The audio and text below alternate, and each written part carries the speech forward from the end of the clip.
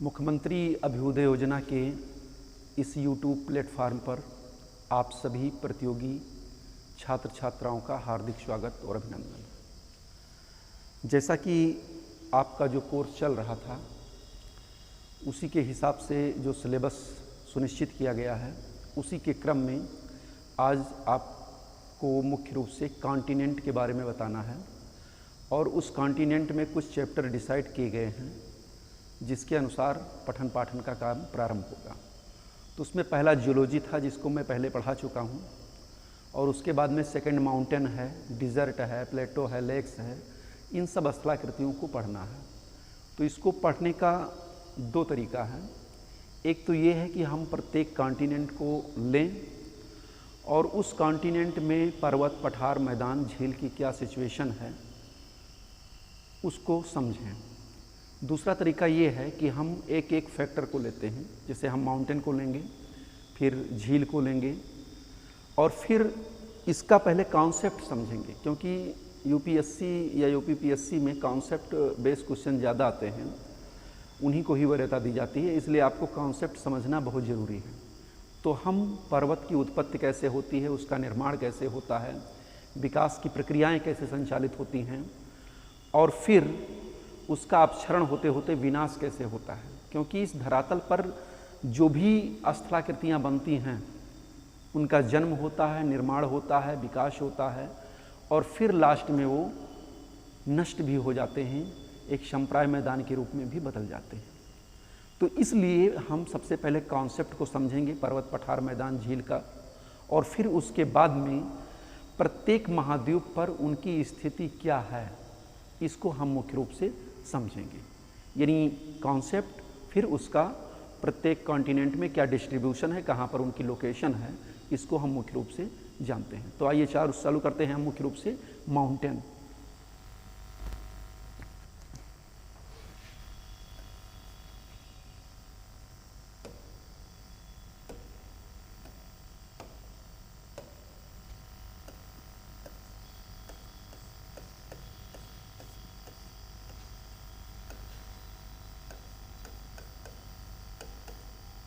इसमें मुख्य रूप से हम पहले एक तो सामान्य परिचय इसका पढ़ेंगे, जनरल इंट्रोडक्शन, आप लोग चाहे नोट कर सकते हैं। उसके बाद में पर्वतों के क्या रूप हैं, यानी उनका क्या स्वरूप पाया जाता है इस पूरे कॉन्टिनेंट पर। फिर उसके बाद में पर्वतों का वर्गीकरण कैसा है, किस किस प्रकार के पर्वत होते हैं, किन किन प्रक्रियाओं के तहत बनते हैं। और उसके बाद में हम पढ़ेंगे वर्ल्ड डिस्ट्रीब्यूशन, यानी प्रत्येक कॉन्टिनेंट में उनकी लोकेशन स्थिति क्या है, इसको हम पढ़ेंगे। और लास्ट में पर्वतों की उत्पत्ति से संबंधित जो सिद्धांत हैं जिन जिन विद्वानों ने दिए हैं उन सिद्धांतों का भी एक सूक्ष्म अवलोकन हम करेंगे मुख्य रूप से। तो सबसे पहले हम चलते हैं जनरल इंट्रोडक्शन, पर्वत क्या है और हम कैसे किसी स्थलाकृति को मानेंगे कि पर्वत है। इसके पहले थोड़ा सा मैं कॉन्सेप्ट बता देता हूँ कि इन स्थलाकृतियों का निर्माण और विकास कैसे होता है। मैंने आपको बताया था कि इस पृथ्वी पर दो प्रकार के बल काम करते हैं। एक बल है एक्सोजेनेटिक फोर्सेस और एक बल है इंडोजेनेटिक फोर्सेस। एक्सोजेनेटिक फोर्सेस इस धरातल के ऊपर काम करता है, इंडोजेनेटिक फोर्सेस इस पृथ्वी के अंदर काम करता है। और पृथ्वी के अंदर यह दो रूपों में मूवमेंट होता है, एक हॉरिजॉन्टल मूवमेंट और एक वर्टिकल मूवमेंट। हॉरिजॉन्टल मूवमेंट में दो बल एक दूसरे से आमने सामने टकराते हैं और ऊपर ऐसे ऊंचे ऊंचे स्थलाकृतियों का निर्माण होता है। विशेषकर पर्वतों का निर्माण इन्हीं प्रक्रियाओं को द्वारा हुआ है, फोल्डेड माउंटेन का। दूसरी प्रक्रिया यह होती है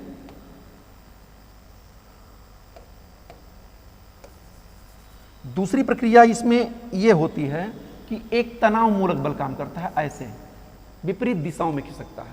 तो इससे धरातल में क्रैक हो जाता है, चट्टानें एक दूसरे से खिसक जाती हैं, कुछ चट्टानें नीचे की तरफ धंस जाती हैं, तो ब्लॉक माउंटेन का निर्माण होता है। यहां पर आमने सामने टकराने से फोल्डेड माउंटेन का निर्माण होता है।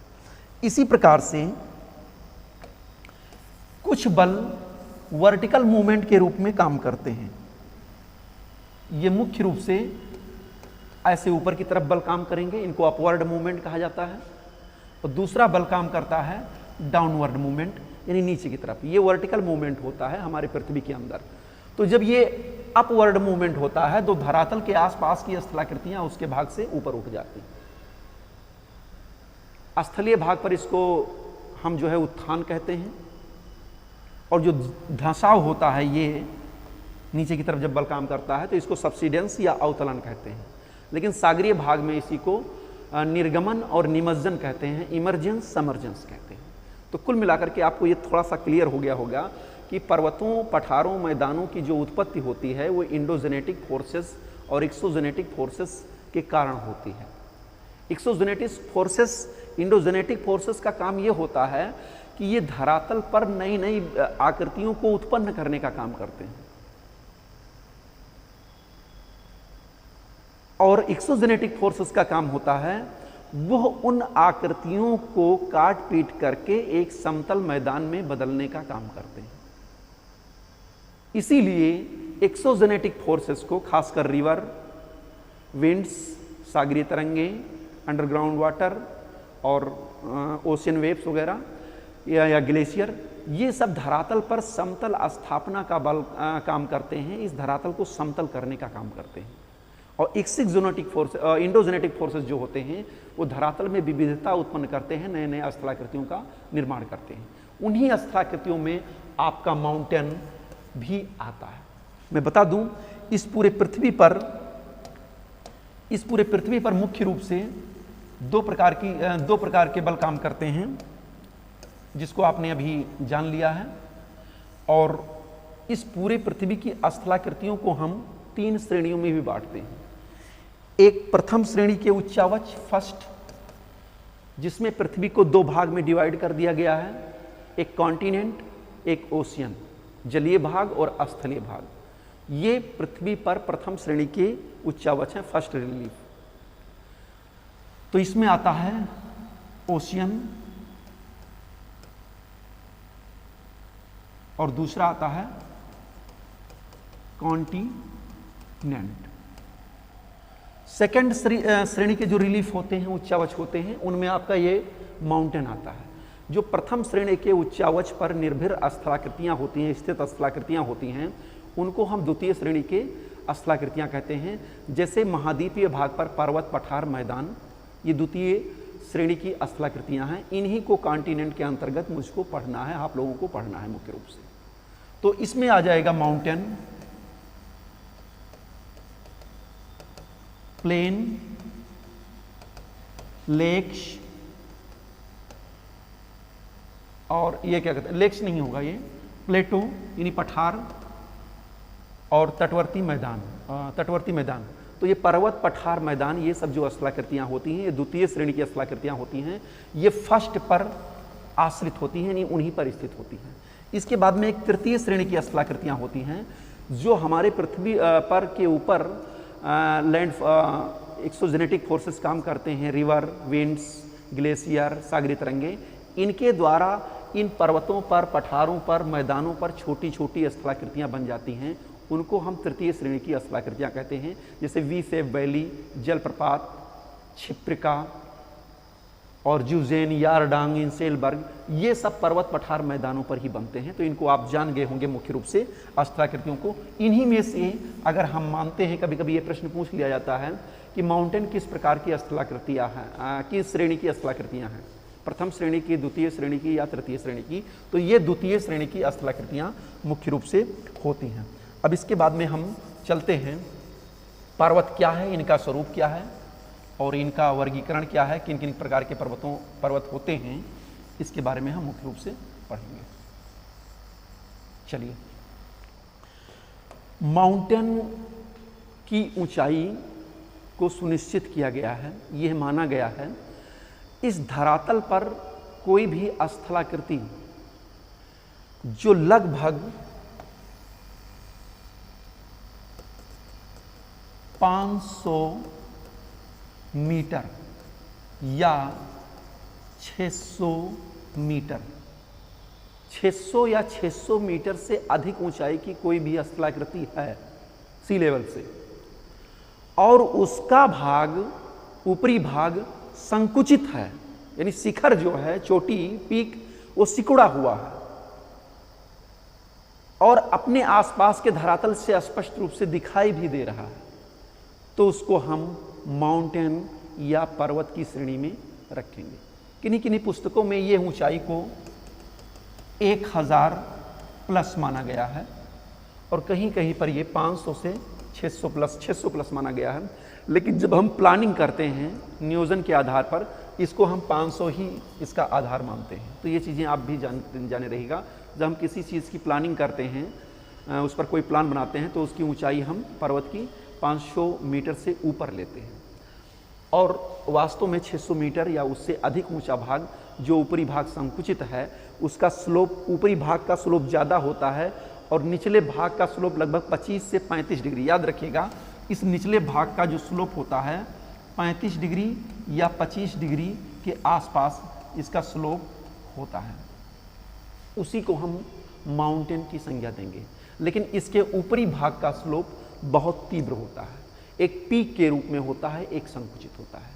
तो आप जान गए होंगे, इन्हीं पर्वतों का जो ऊपरी भाग होता है, ये ऊंचे उठे हुए भाग होता है, उसको हम माउंटेन पीक कहते हैं, पर्वत शिखर या पर्वत चोटी कहते हैं। जैसे हिमालय रेंज एक पर्वत है, पर्वत श्रृंखला के रूप में है, लेकिन उसी हिमालय पर ऊंची ऊंची जो उठी पर्वत चोटियां हैं, जैसे मान लीजिए ये है पर्वत है, कई श्रृंखलाओं में ऐसे हैं, तो इसका जो ये पीक है, एवरेस्ट, कंचनजंगा, मकालू, धौलागिरी, इसी को हम पर्वत शिखर या पर्वत चोटी के रूप में कहते हैं।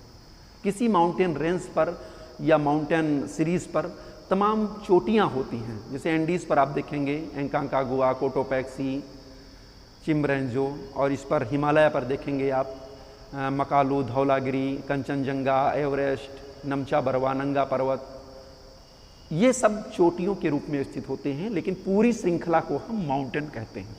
अब किसको हम सीरीज कहेंगे, माउंटेन सीरीज कहेंगे, किसको हम माउंटेन रेंज कहेंगे, किसको माउंटेन चेन कहेंगे, इसके बारे में भी हम थोड़ा सा आगे की तरफ जानते हैं। तो ये हो गया आपका सामान्य परिचय कि पर्वत क्या है और पर्वत का स्लोप क्या होना चाहिए, इसकी ऊंचाई क्या होनी चाहिए। आपने देखा कि 500 या 600 मीटर से अधिक ऊंचे भाग, जिनका ऊपरी भाग संकुचित रहता है और आधार थोड़ा सा चौड़ा होता है, उसको हम पर्वत की संज्ञा देते हैं। इस पर्वतों का जो ऊपरी भाग होता है, संकुचित होता है, उसको हम माउंटेन पीक कहते हैं। अब चलते हैं हम आगे की तरफ। पर्वत के स्वरूप, पर्वतों के रूप कौन कौन से होते हैं।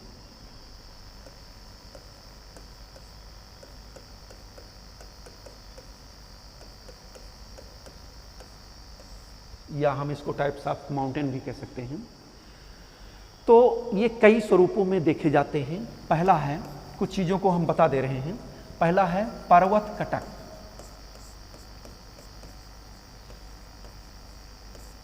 इसको हम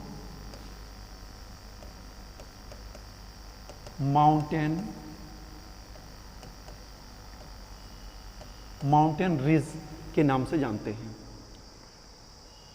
ठीक है। अब देखिए पर्वत कटक क्या होता है।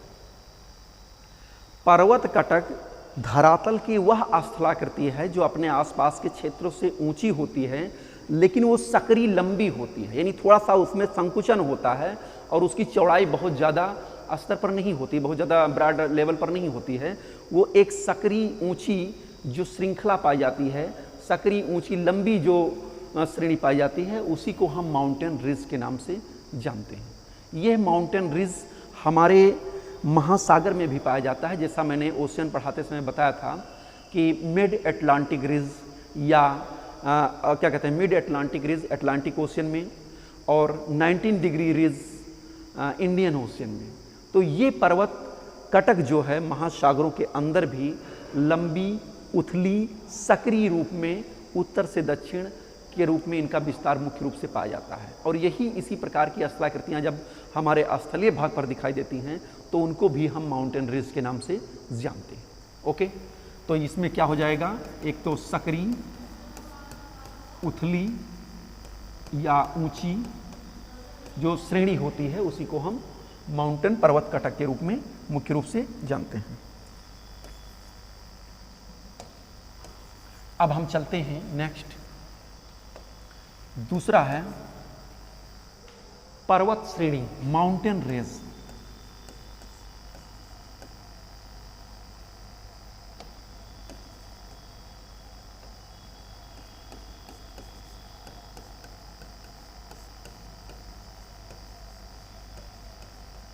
माउंटेन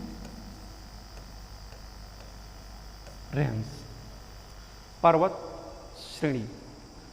देखिए, जो पर्वत हैं, मैदान हैं या धरातल की कोई भी स्थलाकृति है, सेकेंड लेवल की जो टोपोग्राफी है, टोपोलॉजी है, उसमें यकायक ये स्थलाकृतियाँ नहीं बन जाती हैं। इनको बनने में हजारों करोड़ों वर्ष लग जाते हैं। हिमालय पर्वत का निर्माण कोई एक कालखंड में या 2-4 साल में नहीं हुआ है। ये 7 करोड़ वर्ष पहले की घटना हिमालय की हुई थी, शुरुआत हुई थी, और आज तक भी उसका निर्माण जारी है। अभी आपने सुना होगा कि माउंट एवरेस्ट की ऊंचाई बढ़ गई है, यानी 8,848.6 मीटर इसकी ऊंचाई हो गई है। तो ये क्या है? ये अभी भी निर्माण की अवस्था में है, जो 7 करोड़ वर्ष पहले हुआ था। इसी प्रकार से प्री कैम्ब्रियन युगीन पर्वत बहुत पहले से, यानी 50 करोड़ वर्ष पहले से उनका निर्माण हुआ था, अब वो समाप्त हो रहे हैं। तो कहने का मतलब है, पर्वत श्रेणियां या पर्वत कटक या पर्वत श्रृंखलाएं एकाएक नहीं बन जाती हैं, इनको बनने में कई युग लग जाते हैं। लेकिन जो पर्वत श्रेणी होती है वो एक भूगर्भिक युग,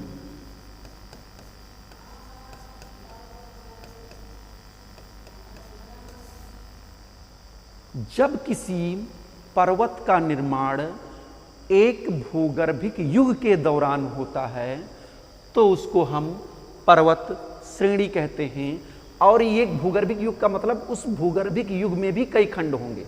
जैसे हिमालय पर्वत का जो निर्माण हुआ वो इयोसीन, मायोसीन, प्लायोसीन यानी कई चरणों में हुआ, लेकिन वो उसको हम एक टर्सरी कल्प कहते हैं। ठीक है, तो इस प्रकार से जैसे हम कहते हैं टर्सरी युग, इसमें किसका निर्माण हुआ? हिमालय का निर्माण हुआ। और ये हिमालय की कितनी श्रृंखलाएं हैं? 3 श्रृंखलाएं हैं, महान हिमालय, लघु हिमालय और शिवालिक हिमालय। ठीक, तो इन सबका निर्माण एक ही भूगर्भिक युग के दौरान यानी टर्सरी काल में ही हुआ है। इसीलिए इनको हम पर्वत श्रेणी के रूप में जानते हैं। ये श्रेणियां एक दूसरे के समानांतर भी हो सकती हैं, समानांतर भी होती हैं। ठीक है, जैसे महान हिमालय, लघु हिमालय, ये नंगा पर्वत से लेकर के नमचा पर्वत तक लगभग 2500 किलोमीटर की लंबाई में एक सीरीज में, एक श्रेणी के रूप में ये विस्तृत है। तो इसका कॉन्सेप्ट आप जान गए होंगे। जब पर्वतों का निर्माण एक ही कालखंड के दौरान या एक ही भूगर्भिक युग के दौरान होता है तो उसको हम पर्वत श्रेणी कहते हैं। अब मैं आपको एक चीज और बता दूं।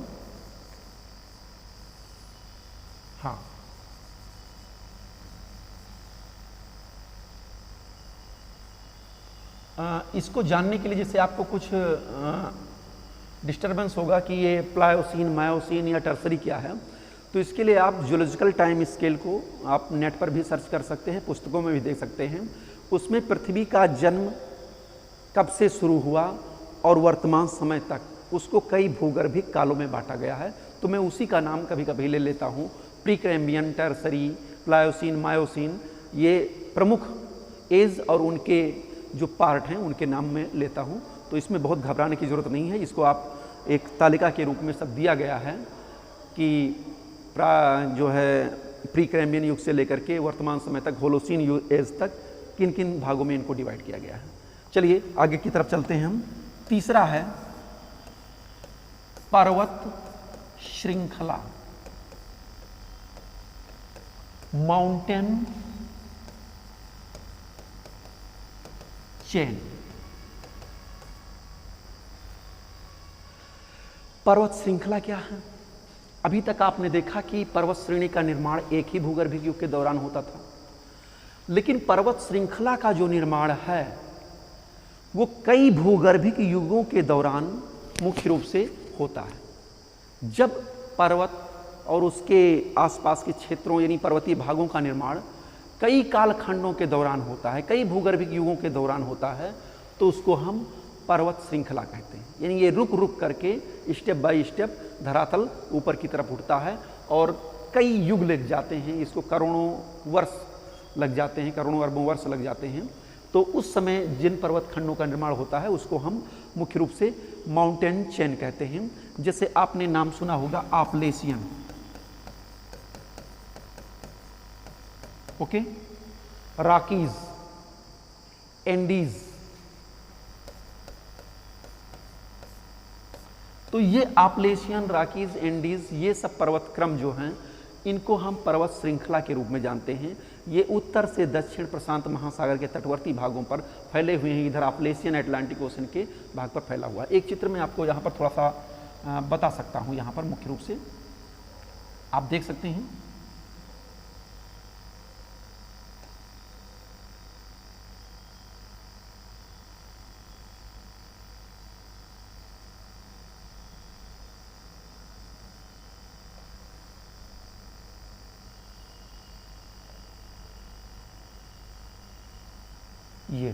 ये रॉकीज की लोकेशन है और ये ये जो है आपलेशियन की लोकेशन है। रॉकीज की लोकेशन ये है। यहाँ पर जो है ये एंडीज पर्वत श्रृंखला है।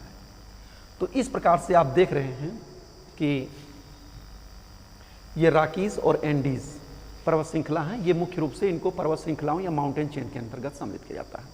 आगे की तरफ हम चलते हैं। अब आते हैं कॉर्डिलेरा। इसको ऐसे रहने देते हैं। कॉर्डिलेरा नंबर 4 है।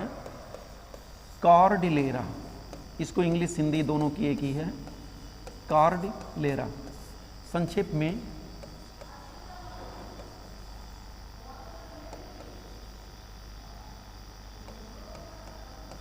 कॉर्डिलेरा, संक्षेप में इसको हम पर्वत समूह कहते हैं।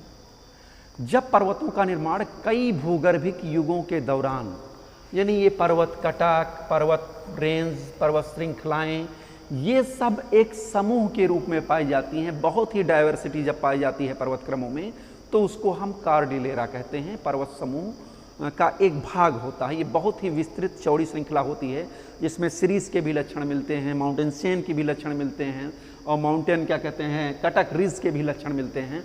ऐसे पर्वत तंत्रों को हम मुख्य रूप से कॉर्डिलेरा के रूप में हम जानते हैं। जैसे हमने नाम सुना होगा प्रशांत कॉर्डिलेरा। अभी मैं जब इसका डिस्ट्रीब्यूशन बताऊंगा वितरण महाद्वीपीय स्तर पर, तो उस चीज़ का जिक्र करूंगा। जैसे यहाँ पर ये रॉकीज, फिर यहाँ पर cascade, Sierra Nevada, Sierra Madre, ठीक है, यहाँ पर एंडीज। तो ये सब जो पूरा तंत्र होता है इनका उत्तर से दक्षिण तक, इस पूरे समूह को हम प्रशांत कॉर्डिलेरा के नाम से जानते हैं।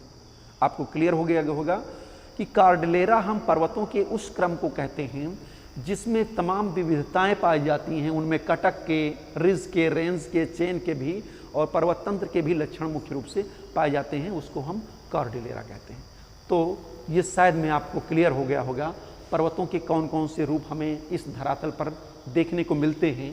पहला पर्वत कटक, लंबी सकरी ऊंची जो श्रृंखला पाई जाती है उसको हम माउंटेन रिज कहते हैं। पर्वत श्रेणी, एक ही भूगर्भिक युग के दौरान जब पर्वतों का निर्माण होता है तो उसको हम माउंटेन श्रेणी या पर्वत श्रेणी कहते हैं। ये एक दूसरे के समानांतर फैली होती हैं। और जब कई भूगर्भिक युगों के दौरान पर्वतों का निर्माण होता है तो उसको हम माउंटेन चेन कहते हैं, ठीक है, जैसे आपलेशियन, रॉकीज, कॉर्डिलेरा। ये विभिन्न पर्वत तंत्रों, पर्वत चेन, माउंटेन रीज, माउंटेन रेंज का एक संयुक्त स्वरूप होता है जिसका विस्तार बहुत अधिक होता है, उसको हम कॉर्डिलेरा कहते हैं।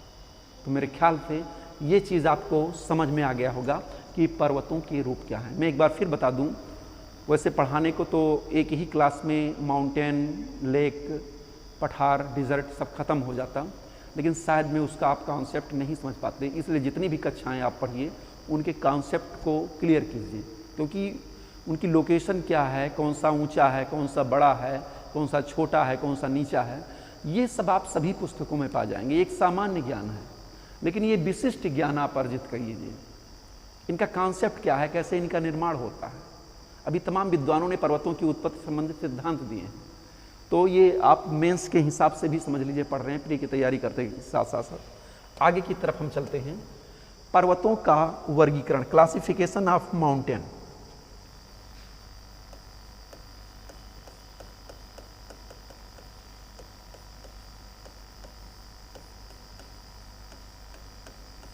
क्लासिफिकेशन ऑफ माउंटेन, इसमें मुख्य रूप से हम देखते हैं कि पर्वत के निर्माण की प्रक्रिया क्या है, उनकी स्थिति क्या है, या उनका निर्माण किन कालखंडों के दौरान हुआ है, इसी के हिसाब से हम पर्वतों को वर्गीकृत करते हैं या उनके प्रकार को हम जानते हैं। तो पहला है लोकेशन के आधार पर, यानी उनकी स्थिति कहाँ पर है। तो आप जानते हैं कि इस पृथ्वी के 2 भूखंड हैं, एक स्थलीय भाग, एक जलीय भाग। तो अगर पर्वत स्थलीय भाग पर है तो उसे हम स्थलीय पर्वत कहेंगे। दूसरा पर्वत सागरीय भाग पर भी हो सकता है तो उसे हम सागरीय पर्वत कहते हैं। स्थलीय भाग 2 है। एक तो समुद्र से तटे हुए कुछ पर्वत श्रेणियां हैं, उनको हम तटवर्ती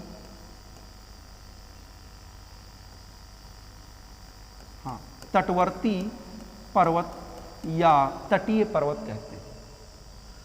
और कुछ पर्वत महाद्वीपों के आंतरिक भाग में पाए जाते हैं, उनको हम आंतरिक पर्वत के नाम से जानते हैं। तो आपको स्पष्ट हो गया होगा। स्थलीय भाग में 2 वैरायटी हैं, एक जो महाद्वीपों के आंतरिक भाग में है और दूसरा जो महाद्वीपों के तटवर्ती भागों पर है।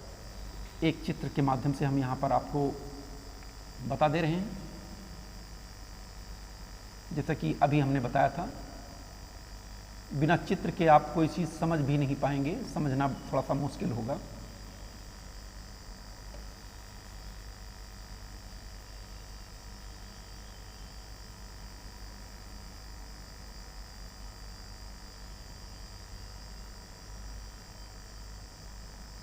शायद आप इस चित्र को समझ गए होंगे।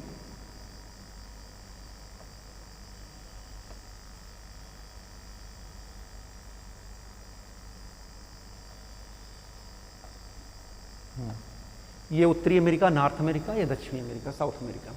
यहां पर हमने बताया था आपको ये ब्रूस पर्वत या अलास्का का श्रेणी है, ये रॉकीज। ओके, यहां पर भी इसके दक्षिण में थोड़ा सा ये कास्केड, सियरा नेवादा, फिर यहां पर एंडीज। तो ये सब इधर आप जान रहे हैं पैसिफिक ओशियन है, प्रशांत महासागर है। तो ये प्रशांत महासागर की तटवर्ती पर्वत श्रृंखलाएं हैं रॉकीज और एंडीज। हमने बताया था कि जहां पर तट से लगी हुई पर्वत श्रृंखलाएं ऊंची होती हैं, वहां पर महासागरीय भाग गहरा भी होता है, सकरा भी होता है। जैसे कॉन्टिनेंटल शेल्फ यहाँ का बहुत सकरा है, तो इसी को हम तटीय पर्वत क्रम कहते हैं। शायद में क्लियर हो गया होगा। ये स्थलीय भाग के तटीय पर्वत क्रम हैं जो महाद्वीपों और महासागरों के किनारे पर स्थित हैं। अब जैसे हम एक फिगर यहां पर ले लें, मान लीजिए ये भारत है, ओके, ये, और यहां पर हिमालय रेंज है, कुंडुल रेंज है, तिब्बत का पठार है, त्यानशान न्यानशान है। तो ये जो पर्वत क्रम हैं, ये महाद्वीपों के मध्यवर्ती भाग में स्थित है। इनको हम आंतरिक माउंटेन या इंटरनल माउंटेन कहते हैं, जो महाद्वीपों के आंतरिक भाग में हैं। इसी प्रकार से बहुत ऐसे पर्वत हैं जो एक देश से दूसरे देश की सीमा का भी निर्धारण करते हैं और महाद्वीपों के आंतरिक भाग में पाए जाते हैं, खासकर यूरोप, अफ्रीका, एशिया, इनमें बहुत से आंतरिक पर्वत क्रम भी पाए जाते हैं। इनको हम इंटरनल माउंटेन या महाद्वीपों के आंतरिक भाग के पर्वत कहते हैं। तो आप स्पष्ट हो गया होगा कि स्थलीय भागों में तटवर्ती और आंतरिक पर्वत क्रमों का भी विस्तार पाया जाता है इस चित्र के माध्यम से। अब हम आगे की तरफ मुख्य रूप से चलते हैं, सागरीय भाग के पर्वत क्रम। सागरीय भाग के पर्वत क्रम को जानने से पहले आपको जानना होगा कि इसमें भी तमाम पर्वत श्रृंखलाएं कटक पाए जाते हैं। जैसे हमने बताया था कि आंध्र महासागर के मध्यवर्ती भाग में यहाँ पर आइसलैंड पड़ेगा और आइसलैंड से लेकर के बोबेट द्वीप तक एक रिज पाई जाती है, एक श्रृंखला पाई जाती है जो 14,400 किलोमीटर लंबी श्रृंखला है। ये भी एक पर्वत का प्रकार है, माउंटेन रिज है। हुआ क्या था कि north America, south America continental drift के कारण पश्चिम की तरफ जब खिसकने लगे तो पृथ्वी के आंतरिक भाग में दरारें पड़ गई। यानी ये यूरोप और अफ्रीका के हिस्से से जब अलग होने लगे तो पृथ्वी के मध्यवर्ती भाग में दरारें पड़ गईं और पर्याप्त मात्रा में मैग्मा निकल करके एक शांत प्रवाह के रूप में उत्तर से दक्षिण तक एक कटक के रूप में जम गया। इसी को हम मिड अटलांटिक रिज के नाम से जानते हैं। इसी प्रकार से हिंद महासागर में भी कॉन्टिनेंटल ड्रिफ्ट के कारण अंदर के भाग से मलबाया था, जिसको हम 19 डिग्री रिज के नाम से जानते हैं। तो ये सब पर्वत के अंदर के सागर के अंदर की स्थलाकृतियाँ हैं जो एक पर्वत तंत्रों के रूप में होती हैं। कभी कभी इन्हीं भागों पर आइसलैंड, ओजार्स द्वीप समूह, ठीक है, new फाउंडलैंड, grand bank, George bank, इधर की तरफ ये सब छोटे छोटे पीक निकल करके सागरीय भागों में दिखाई देते हैं, ठीक है, जिनको हम आइलैंड या द्वीप कहते हैं। वो आंतरिक सागरीय पर्वतों के ऊपर उठे हुए भाग ही होते हैं। तो शायद में इस कॉन्सेप्ट आपको क्लियर हो गया होगा कि स्थिति के आधार पर हम पर्वतों के दो भाग बताते हैं, एक स्थलीय पर्वत और दूसरा सागरीय पर्वत। अब आगे की तरफ हम चल रहे हैं। हाँ,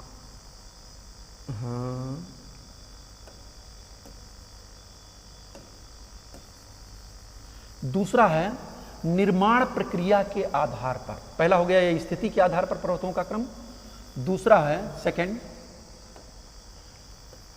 निर्माण प्रक्रिया के आधार पर।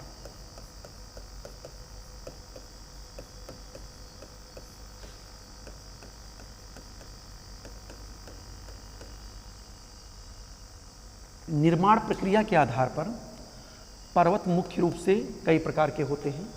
जैसे पहला है वलित पर्वत, पहले हम लिख दे रहे हैं फिर उसके बाद में बताते हैं। वलित पर्वत यानी फोल्डेड माउंटेन।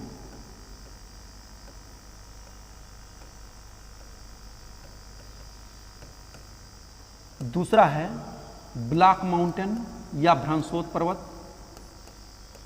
ब्लॉक पर्वत। तीसरा है वॉल्केनो माउंटेन, ज्वालामुखी पर्वत।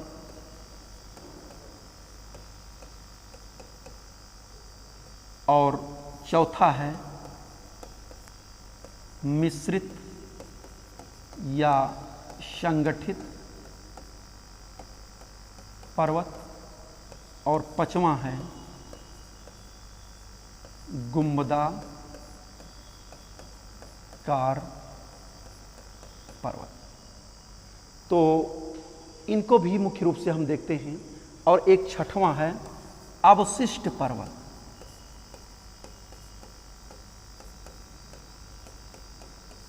ओके, तो ये मुख्य रूप से निर्माण प्रक्रिया के आधार पर पर्वतों को 6 भाग में डिवाइड किया गया है। इसको हम एक एक करके देखते हैं कि इनका कैसे निर्माण होता है।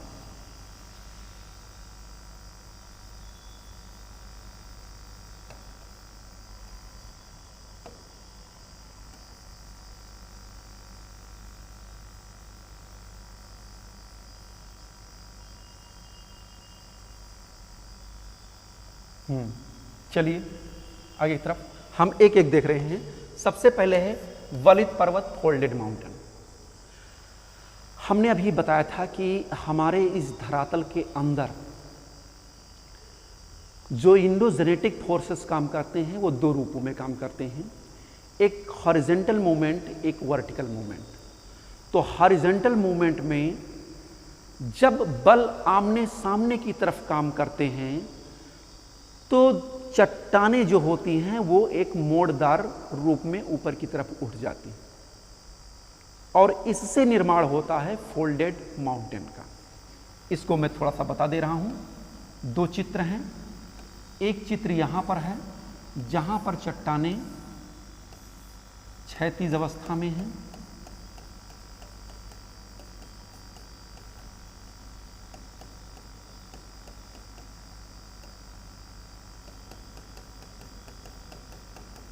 ये बेड्स हैं। बेड्स आप जानते होंगे, जहाँ पर एक ही प्रकार का चट्टान धरातल के अंदर पाया जाता है, उसको हम बेड्स कहते हैं।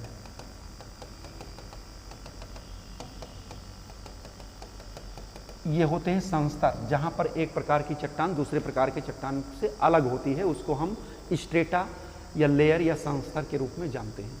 और ये एक ही प्रकार के चट्टानों का क्रम हमने शेड के द्वारा दिखाया है, जिसको बेड्स कहते हैं या संस्तर कहते हैं, और ये संस्तर तल होते हैं। अब इन पर फोर्स पड़ता है। देखिए दो चीजें हैं, वलन और भ्रंशन, फोल्ड एंड फॉल्ट।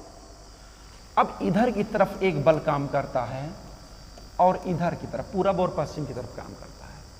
अब इन चट्टानों में होगा क्या, ये चट्टानें जो परतदार अवस्था में होती हैं या रिवर्स के द्वारा डिपोजिशन इनका होता है, वो चट्टानें प्रायः मुलायम होती। कठोर चट्टानें होंगी तो इसमें टूटेंगी भी, कुछ ऊपर की तरफ उठेंगे भी, लेकिन मान लीजिए परतदार सेडिमेंट्री रॉक्स हैं तो इनमें होगा क्या, इनमें सेकेंड सिचुएशन में ये स्थिति उत्पन्न हो जाएगी। बल लगने के बाद में ये इस तरीके से इनमें उभार आ जाएगा। ये इधर की तरफ से बल काम किया, इधर की तरफ से बल काम किया। देख रहे हैं, यही चट्टानें जो क्षैतिज अवस्था में थी हॉरिजॉन्टल रूप में, वो अब जो है मोड़दार पर्वतों के रूप में बदल गई।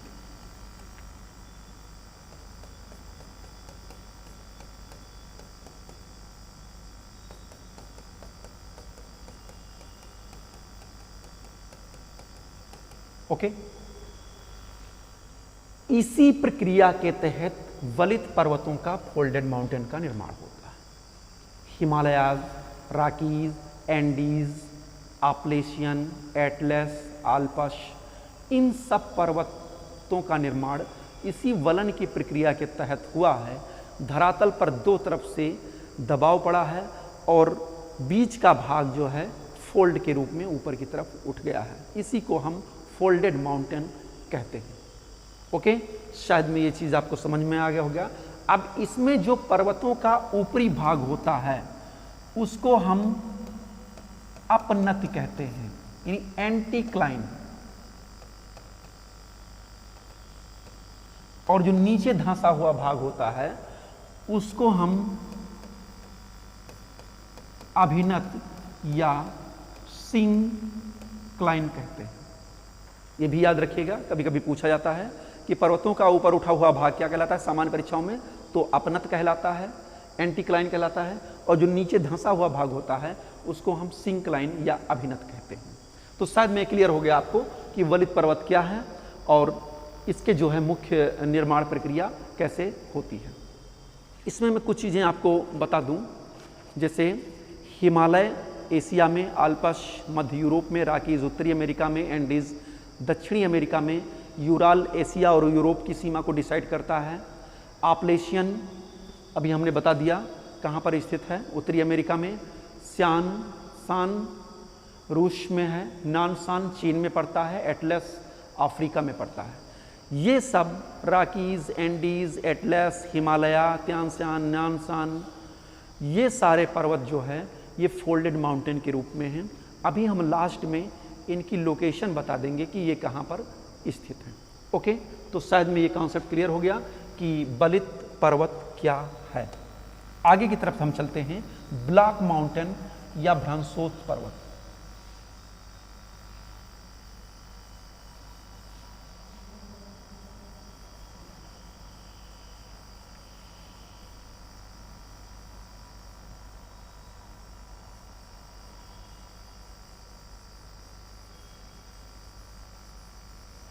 थोड़ा देर लगता है इसको मिटाने में, कुछ जानकारी भी नहीं है हमारे ख्याल से।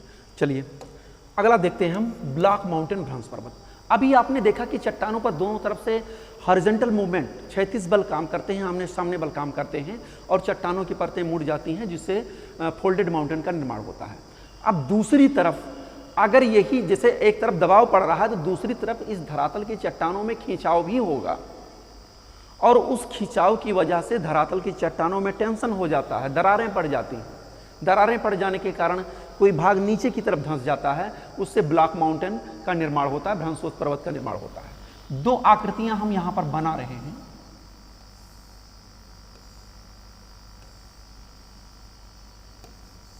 एक आकृति ये है जिसमें, ये भी चलिए थोड़ा सा हम बना दे रहे हैं। एक ही वेट्स बना रहे हैं। ओके, दो बेड बना दे रहे हैं। ये इसमें है क्या कि जब तनाव मूलक संचलन की तीव्रता होती है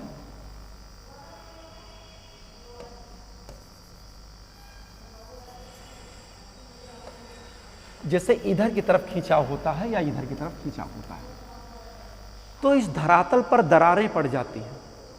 और कभी कभी क्या होता है कि कोई भाग ऊपर ऐसे स्थिर रहता है, यहां पर ये भाग स्थिर है और यहां पर सबसिडेंस हो जाता है, यहां पर भी सबसिडेंस हो जाता है, यानी यहां पर भी धंसा हो जाता है और बीच का भाग ऐसे ऊपर की तरफ खड़ा रहता है। इसी को हम भ्रंशोत्स पर्वत या ब्लॉक माउंटेन कहते हैं। इसको हम कहते हैं BLOCK माउंटेन, ब्लॉक माउंटेन कहते हैं इसको। ये भ्रंशोत्स पर्वत इसको हिंदी में और ब्लॉक माउंटेन कहते हैं। अब इसका एक रूप और भी होता है। कभी कभी क्या होता है कि चित्र ऐसे ही रहेगा, ब्लॉक माउंटेन देखने में ऐसे ही रहेगा, लेकिन उसका नाम थोड़ा सा बदल जाता है। जैसे मान लीजिए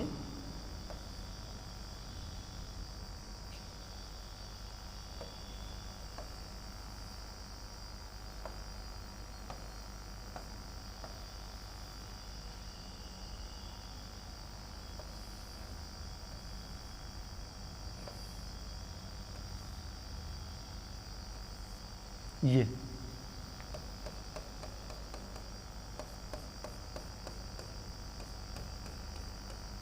अब इसमें क्या है कि ये भाग स्थिर है और ये भाग स्थिर है और बीच का भाग ऊपर की तरफ उठ जाता है।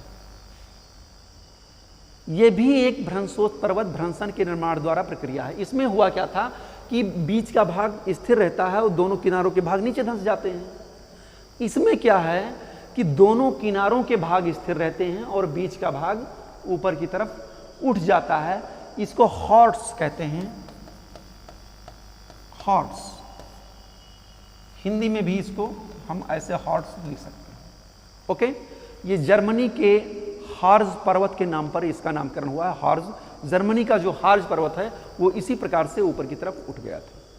ठीक है, तो उसी के नाम पर ये हार्ज पर्वत है। ये आपका दूसरा कॉन्सेप्ट हो गया ब्लॉक माउंटेन। ब्लॉक माउंटेन की रचना इसी प्रकार से होती है। ब्लैक फॉरेस्ट, सियरा नेवादा, विश्व का सबसे लंबा ब्लॉक पर्वत जो है वो सियरा नेवादा है। जर्मनी वास्जेस ब्लॉक माउंटेन, ये फ्रांस में पड़ेगा। ब्लैक फॉरेस्ट जर्मनी में, साल्ट रेंज पाकिस्तान में, स्कीन्स दक्षिणी ऑरेगन में, सियरा नेवादा कैलिफोर्निया और दक्षिणी उत्तरी अमेरिका के तटवर्ती भाग पर सतपुड़ा और विंध्याचल, ये दो भारत के भी ब्लॉक माउंटेन हैं।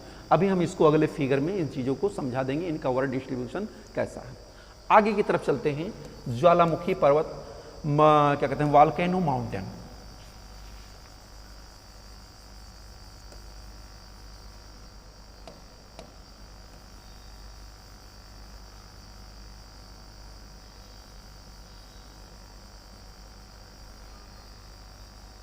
ज्वालामुखी पर्वत, ज्वालामुखी पर्वत का निर्माण ज्वालामुखी की प्रक्रिया के द्वारा होता है।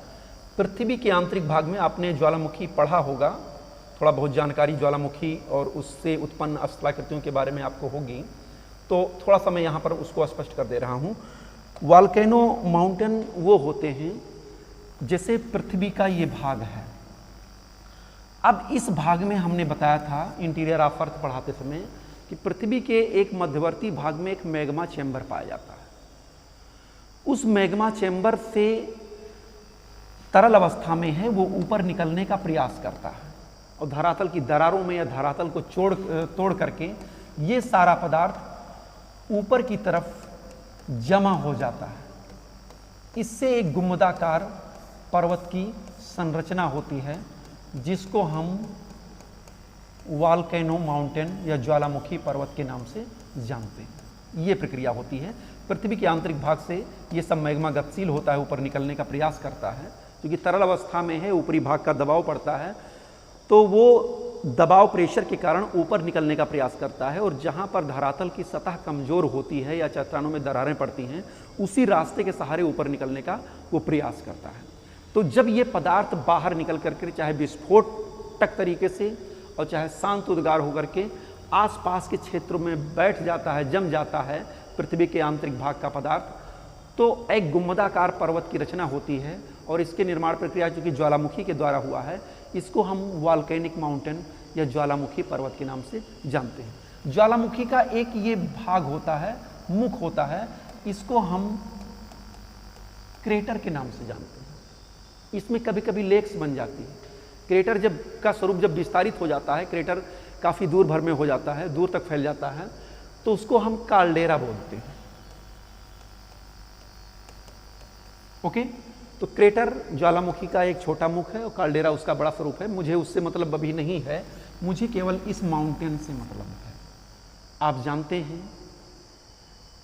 Fujiyama Japan, Popa Myanmar, Cotopaxi Andes पर्वत पर यानी दक्षिणी अमेरिका में, विसुवियस इटली में, किलिमंजारो तंजानिया में, ये सब ज्वालामुखी पर्वत के रूप में स्थित हैं, जो दूर से देखने में एक शंक्वाकार रूप में इनकी आकृति दिखाई पड़ती है। तो ये था ज्वालामुखी पर्वत, जिसका निर्माण पृथ्वी के आंतरिक भाग से गर्म तृप्त पदार्थ और तमाम पदार्थों के निकलने से गुंबदाकार जमने से होता है, खासकर ज्वालामुखी प्रक्रिया से।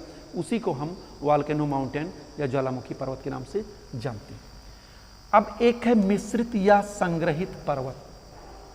हमने आपको थोड़ा सा ये बताया था कि मिश्रित या संग्रहित पर्वत जो होता है, ये इसमें कुछ नहीं जानना है। जब पर्वतों का निर्माण कई प्रक्रियाओं के दौरान होता है, ओके कोई दिक्कत नहीं, चलने दीजिए। तो पर्वतों का निर्माण कई प्रक्रियाओं के दौरान होता है, तो उसको हम मिश्रित या संग्रहित पर्वत कहते हैं। इसमें एक समूह के रूप में, श्रृंखला के रूप में कई चोटियां आपस में मिल जाती हैं, ठीक है, तो उन पर्वतों का निर्माण होता है। जैसे मैंने कार्डिलेरा के बारे में बताया, तो कुछ उसी प्रकार का है। अगला है गुंबदाकार पर्वत।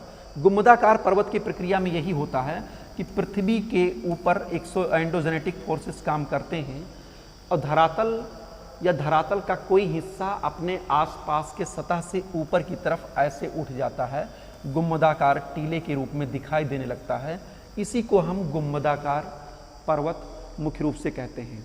उटाह प्रांत में संयुक्त राज्य अमेरिका में एक हेनरी पर्वत है, ब्लैक हिल्स दक्षिणी डकोटा में है, विगहॉर्न दक्षिणी संयुक्त राज्य अमेरिका में है, एंडिरोंटेड ये न्यूयॉर्क में पड़ता है। उत्तरी अमेरिका में इस तरह के गुंबदाकार पर्वत मुख्य रूप से देखने को मिलते हैं।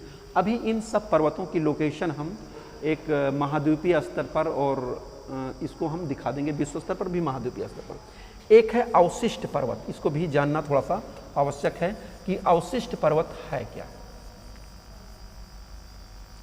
देखिए, हमारे इस पृथ्वी के ऊपर इरोजन साइकिल चलता है, अपर्दन चक्र चलता है। कल हमने थोड़ा सा इसका डिस्कशन किया था, डेविस का अपर्दन चक्र। डेविस महोदय ने ये बताया था कि कोई भी स्थलाकृति जो इस धरातल पर बनी हुई है, उस पर इरोजन ऑफ एजेंट काम करते हैं और वो काम करते करते उस स्थलाकृति को काट पीट करके एक समतल मैदान के रूप में बदल देते हैं। ठीक, उसको हम समप्राय मैदान कहते हैं। तो इस पृथ्वी पर भी जो पर्वत चोटियां या श्रेणियां दिखाई देती हैं, उन पर भी इरोजन ऑफ एजेंट काम करते हैं, नदी काम करती है, ग्लेशियर काम करता है, सागरीय तरंगें काम करती हैं। तो उन ऊंचे उठे हुए भूखंडों को वो अपर्दित करते करते एक समप्राय मैदान में लाने का काम करते हैं। तो ऐसे पर्वत जिनका अपर्दन हो चुका है इस धरातल पर, बहुत पुराने समय में, खासकर प्री कैम्ब्रियन युग में उनका निर्माण हुआ था और उस पर लगभग करोड़ों वर्षों से, 40-50 करोड़ वर्ष से उस पर नदियां काम कर रही हैं, हवाएं काम कर रही हैं, सागरीय तरंगें काम कर रही हैं। तो सागरीय तरंगें नहीं, ज़्यादातर नदियां, हवाएं और ग्लेशियर यही इन पर्वतों पर काम करते हैं। तो कहने का तात्पर्य ये है कि उसके कारण उन पर्वतों का अपक्षरण हो गया है, अब वो छिटपुट रूप में दिखाई दे रही हैं। तो ऐसे पर्वत क्रम को हम क्या कहते हैं, अवशिष्ट पर्वत क्रम कहते हैं। जैसे दो चित्र में आपको बता दे रहा हूं। एक तो संयुक्त राज्य अमेरिका का आपलेशियन पर्वत, वो भी बहुत पुराना पर्वत है, उसका निर्माण भी बहुत प्राचीन समय में हुआ था, लगभग 30-35 करोड़ वर्ष पहले निर्माण हुआ था। और उसके बाद में भारत में पर्वत पड़ता है, आप जानते होंगे, और मेरे ख्याल से उसका नाम भी आपको याद होगा। भारत में कौन सी रेंज है?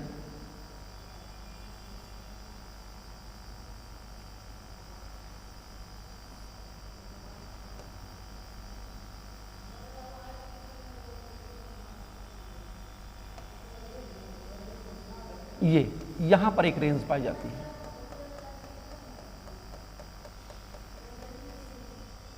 इसको हम अरावली रेंज कहते हैं। प्री कैम्ब्रियन युगीन लगभग 60 करोड़ वर्ष पहले पृथ्वी के निर्माण के समय में इस अरावली का निर्माण हुआ था। खासकर जो दक्षिण के प्रायद्वीपीय पठारों पर पर्वत क्रम हैं, क्या कहते हैं उसको, सतपुड़ा, विंध्यन, उनका भी निर्माण बहुत पहले हुआ था। तो इन्हीं पर्वतों पर तमाम अपर्दन की प्रक्रियाएं हुई हैं। नदी ने काम किया है, हवाओं ने काम किया है। तो उस परिणाम स्वरूप ये पर्वत अब कट पीट करके एक समतल धरातल के रूप में दिखाई देते हैं, लेकिन दूर से दिखाई देने पर ये ऊंचे ही अभी भी हैं। तो ऐसे पर्वत क्रमों को हम घर्षित पर्वत या अवशिष्ट पर्वत क्रम कहते हैं। इधर विंध्याचल भी है और इधर सतपुड़ा भी है। ये तो दक्षिण भारत के तमाम पर्वत भी जो हैं ये घर्षित अवस्था में हैं, कट पीट करके एक मैदान के रूप में परिणित हो रहे हैं। तो ऐसे ही पर्वत क्रमों को हम अवशिष्ट पर्वत कहते हैं। शायद में ये चीज़ आपको क्लियर हो गया होगा। अरावली, विंध्यन, सतपुड़ा। अरावली आप नोट कर सकते हैं, भारत में अरावली, विंध्यन, सतपुड़ा, ये जो है अवशिष्ट पर्वत के रूप में है। इसी प्रकार से प्री कैम्ब्रियन युग में उत्तरी अमेरिका में, अभी हम बताएंगे, कैनेडियन शील्ड है। तो वो भी हिमानी के अपर्दन की प्रक्रिया के द्वारा कट पीट करके एक सरफेस के रूप में धीरे धीरे परिवर्तित हो रहा है।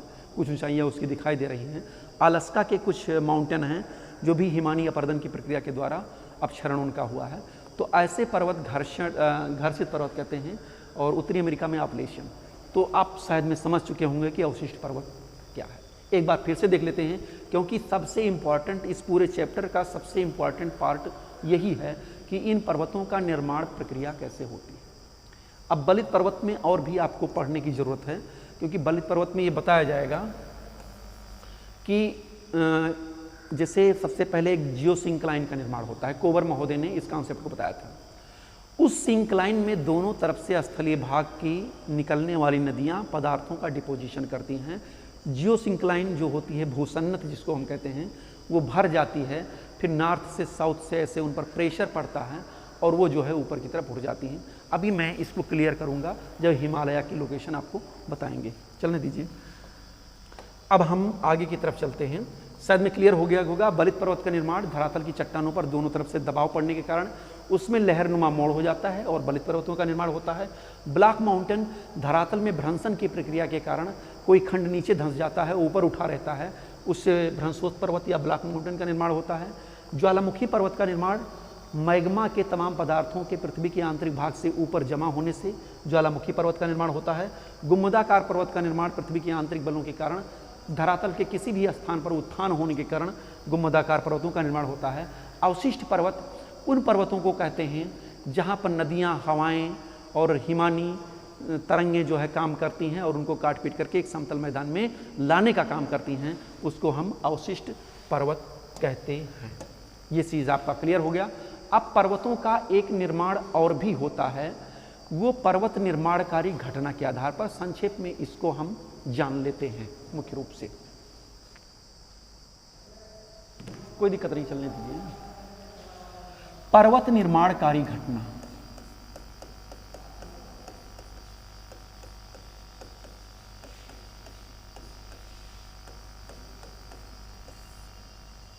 पृथ्वी के जन्म से लेकर के वर्तमान समय तक कई भूगर्भिक युगों का आगमन हो गया है। मुख्य रूप से 4: प्राइमरी, सेकेंडरी, टर्सरी, क्वार्टनरी। हम लोग क्वार्टनरी एज में हैं। तो इस दौरान इसके जो मुख्य उप कालखंड हैं, भूगर्भिक युग हैं, Pliocene, Miocene, Oligocene, Eocene, Cretaceous, Jurassic, Triassic, Permian, Carboniferous, Devonian, Silurian, Ordovician, ये सब प्रमुख भूगर्भिक युगों के पार्ट हैं, शक हैं। इन कालखंडों में पर्वत निर्माण की घटनाएं हुई हैं। तो इनको मुख्य रूप से 4 खंडों में डिवाइड किया गया है: प्री कैम्ब्रियन, कैलेडोनियन, हर्सिनियन और अल्पाइन। तो इन 4 भूगर्भिक कालखंडों में जिन पर्वतों का निर्माण हुआ है, एक उसके आधार पर भी पर्वतों को वर्गीकृत किया गया है। इसको भी आइए हम संक्षेप में देख लेते हैं, क्योंकि आगे हमें वर्ल्ड कॉन्टिनेंट स्तर पर इनका डिस्ट्रीब्यूशन भी मुख्य रूप से बताना है। तो पहला पर्वत है प्री कैम्ब्रियन।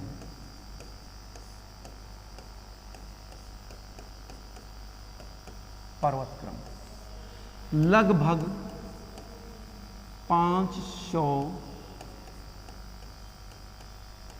मिलियन वर्ष पूर्व।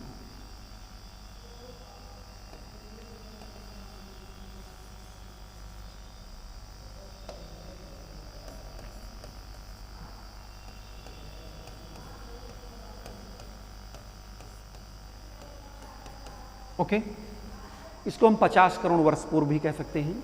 जब पृथ्वी अपने निर्माण की प्रारंभिक अवस्था में था, तो उस समय जिन पर्वतों का निर्माण हुआ है उनको हम प्री कैम्ब्रियन पर्वत क्रम कहते हैं। जैसे उत्तरी अमेरिका में लारेसियन सील्ड, वहाँ पर इस समय हिमानी अपरदन का काम बहुत ज़्यादा है, और उत्तरी अमेरिका में है एल्गोमा पर्वत।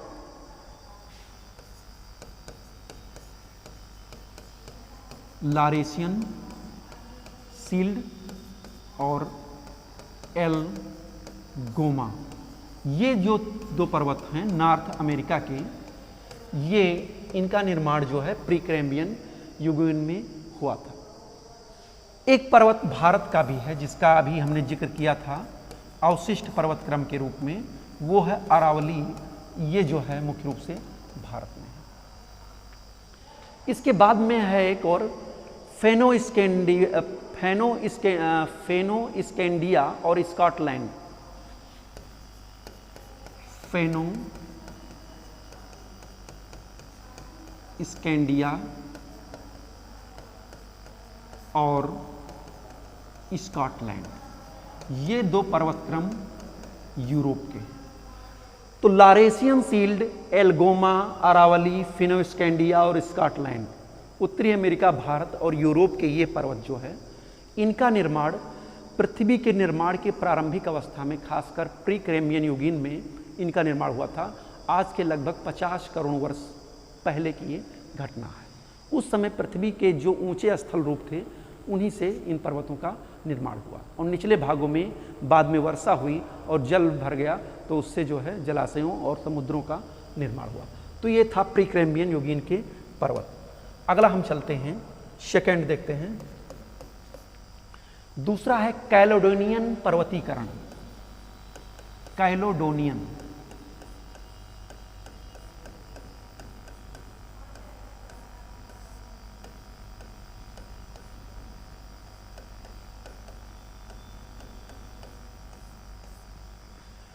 ये जो है स्कॉटलैंड में एक पर्वत है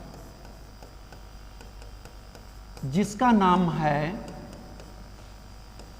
कैलिडोनिया।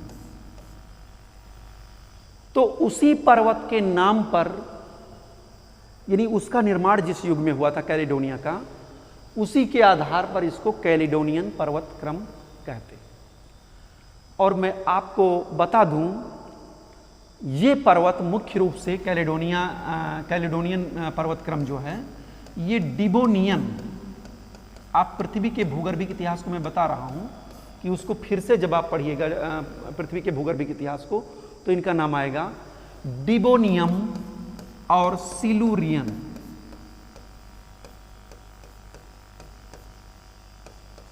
ये 2 युग थे जिसमें स्कॉटलैंड जो है कैलिडोनियन पर्वतक्रमों का विकास हुआ था। आप पढ़ेंगे डिबोनियम, सिलोरियन, आर्डोविसियन, ठीक है, ये सब भूगर्भिक युग हैं। तो इनको आप सेकेंडरी एज के हैं लगभग ये, तो इनको देख लीजिएगा, डिबोनियम, सिलोरियम। तो इसमें स्कॉटलैंड का जो कैलेडोनिया पर्वत था, उसी के नामकरण पर इसको हम कैलेडोनियन पर्वत क्रम कहते हैं। भारत में भी जो है विंध्याचल,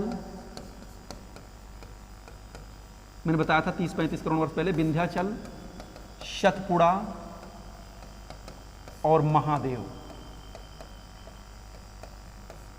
इन पर्वतों का निर्माण जो है कैलेडोनियन एज में हुआ था। और भी स्कैंडिनेविया, आप जानते होंगे, जो यूरोप का भाग है मुख्य रूप से, अगर आप विश्व मानचित्र को देखेंगे तो इस प्रकार से स्पेन, इधर इक्वेटर, भूमध्य सागर, ये अफ्रीका का भाग। तो यहाँ पर जो स्कैंडिनेविया, क्या कहते हैं, नॉर्वे, स्वीडन, स्विट्जरलैंड, ये जो भाग है ये स्कैंडिनेवियन कंट्री हैं। तो इनका स्कैंडिनेविया के जो पर्वत हैं उनका निर्माण भी कैलेडोनियन एज में मुख्य रूप से हुआ था। यूरोप में स्कॉटलैंड, आयरलैंड और विंध्याचल, सतपुड़ा, महादेवा, इन सब पर्वतों का क्रम कैलेडोनियन पर्वत क्रम के संदर्भ में हुआ है, उस एज में मुख्य रूप से हुआ है। अब एक और है, दो चीज़ें और हैं, उनको भी मैं क्लियर कर दे रहा हूँ। एक है हर्सिनियन पर्वत, थर्ड। इंग्लिश हिंदी दोनों एक ही चीज़ है, हिंदी में मैं लिख रहा हूँ, इंग्लिश आप इसकी लिख दीजिएगा, कोई दिक्कत नहीं है। हर्सिनियन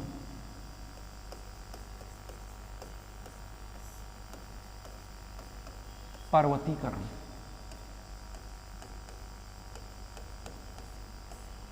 अभी हमने बताया था कि जर्मनी में एक ब्लैक माउंटेन था जिसका नाम था हार्स।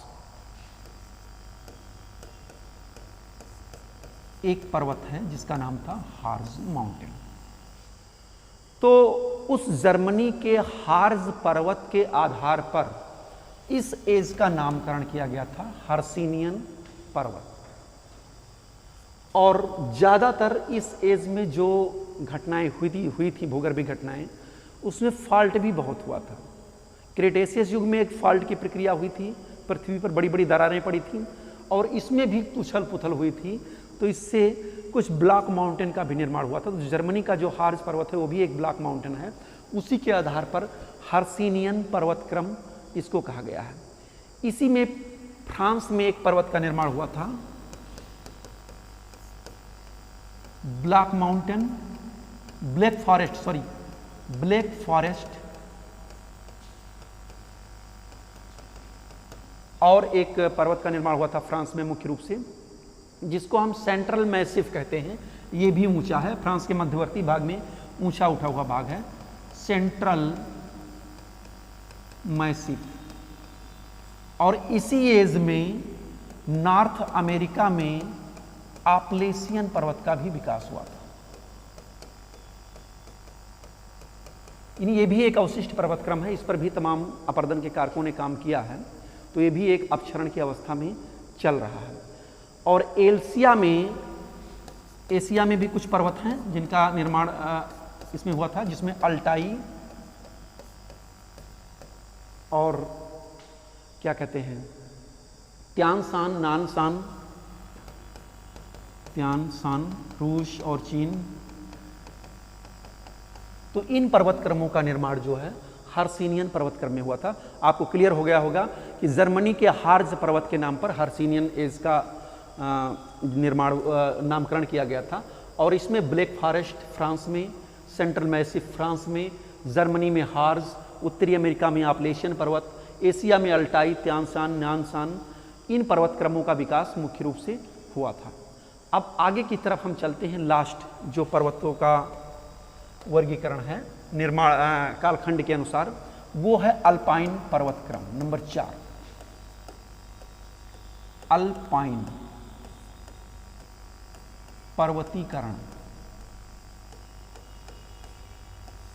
ये महत्वपूर्ण पर्वत क्रम है। इसमें बड़े पैमाने पर पृथ्वी पर मूवमेंट हुआ, दोनों तरफ से बलों ने काम किया। जियोसिंक्लाइन जो होती थी, यानी पृथ्वी का निचला हिस्सा जो एक रिवर बेसिन के रूप में था, जियोसिंक्लाइन, गहरी छिछली उथली भूभाग, उस पर स्थल खंडों से निकलने वाली नदियों का डिपोजिशन हुआ, फिर स्थल खंडों में मूवमेंट हुआ और फोल्डेड माउंटेन बन गए। खासकर तृतीय कल्प,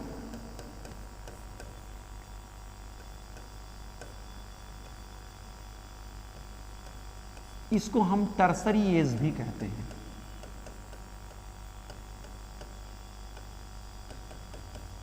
अल्पाइन पर्वतकरण तृतीय कल्प की एक महत्वपूर्ण घटना है और इसमें मुख्य रूप से इयोसीन, ये हिमालय निर्माण की प्रारंभिक अवस्था थी।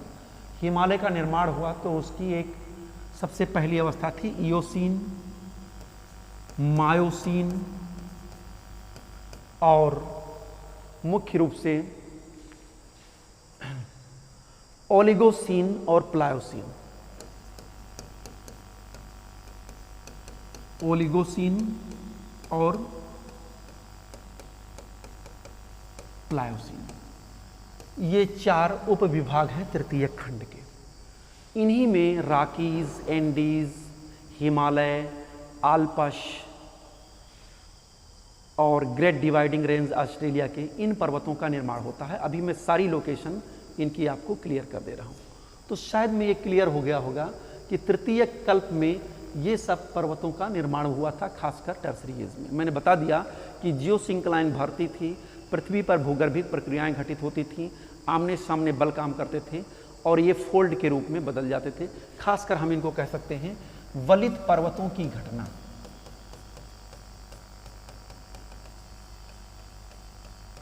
ओके, क्योंकि इस काल में सबसे ज्यादा फोल्डेड माउंटेन का निर्माण हुआ था। अब ये क्या कहते हैं, इसका नामकरण जो हुआ था अल्पाइन, ये आल्पस पर्वत के नाम पर से हुआ था। आल्पस, यूरोप में आल्पस पर्वत के नाम पर ये जो है अल्पाइन नाम इसका बन गया था मुख्य रूप से। तो ये आपका कंप्लीट हो जाता है कि जो प्रोसेस हैं पर्वतों के निर्माण के वो किस प्रकार से हमारी इस पृथ्वी पर हुए हैं। तो मैंने बता दिया, पहला स्थिति के आधार पर स्थलीय पर्वत, सागरीय पर्वत, स्थलीय में आंतरिक पर्वत और महाद्वीपों के अंदर तटीय पर्वत। आंतरिक पर्वत जो महाद्वीपों के अंदर हैं और तटवर्ती पर्वत जो समुद्र के किनारे पर हैं। दूसरा, निर्माण प्रक्रिया के आधार पर हमने बताया था कि निर्माण प्रक्रिया के आधार पर कैसे पर्वतों का विभाजन हुआ है। उसमें मुख्य रूप से मैंने आपको बताया था फोल्डेड माउंटेन, ब्लॉक माउंटेन, गुम्बदाकार पर्वत, ज्वालामुखी पर्वत और अवशिष्ट पर्वत। और पर्वत निर्माणकारी घटनाओं के आधार पर प्रीक्रेम्बियन, कैलोडोनियन, हर्सिनियन और अल्पाइन। एक पर्वतों का छोटा मोटा विभाजन और भी है जो ऊंचाई के आधार पर रखा गया है, जिसको एक हम पहला कहते हैं। देखिए, ऊंचाई के आधार पर थोड़ा संक्षेप में समझ लीजिए इसको। ऊंचाई के आधार पर पहला है कम ऊंचे या निम्न। मैं आपको बता दूं कि जो पर्वत क्रम 700 लेकर के 700 से 1000 मीटर की ऊंचाई के पर्वत हैं, उनको हम निम्नवर्ती पर्वत या निम्न पर्वत या कम ऊंचे पर्वत के रूप में जानते हैं। दूसरा है, एक है रुच्छ पर्वत। इसकी इंग्लिश आपको जान लेना बहुत जरूरी है। इसको हम कहते हैं रफ माउंटेन। यानी ये 1000 से लेकर के और 1500 मीटर के आसपास के जो पर्वत होते हैं उनको हम रुच्छ पर्वत के नाम से मुख्य रूप से जानते हैं। और एक होता है घर्षित पर्वत, जिन पर अपर्दन की प्रक्रिया हो चुकी है या समाप्त प्राय हो रही है, यानी ये बिल्कुल प्लेन में आने वाले हैं। इनको हम घर्षित पर्वत कहते हैं और इनकी ऊंचाई 1500 से ये 2000 मीटर तक होती है। और एक नंबर 4 है ऊंचे पर्वत, जिनकी ऊंचाई 2000 मीटर से एबव है, ऊंची है। इसमें हिमालय, रॉकीज, एंडीज और उनकी सारी ऊंची ऊंची चोटियां जो है मुख्य रूप से सम्मिलित हैं। तो इस प्रकार से ऊंचाई के आधार पर कम ऊंचे या निम्न पर्वत जो 700 से 1000 मीटर की ऊंचाई पर हैं, रुच्छ पर्वत या रफ पर्वत बिल्कुल रफ टफ, ये मध्यम ऊंचाई के होते हैं 1000 से 1500 मीटर। घर्षित पर्वत जिन पर अपर्दन की प्रक्रिया और अनाच्छादन की प्रक्रिया यानी अपर्दन और अपक्षय दोनों काम कर रहे हैं, लगभग वो पर्वत खत्म होने वाले हैं, उनको घर्षित पर्वत। और ऊंचे पर्वत जो लगभग 2 या 2000 मीटर से अधिक के ऊंचाई के होते हैं उनको हम घर्षित पर्वत मुख्य रूप से कहते हैं। तो इस प्रकार से ये आपका पार्ट क्लियर होता है।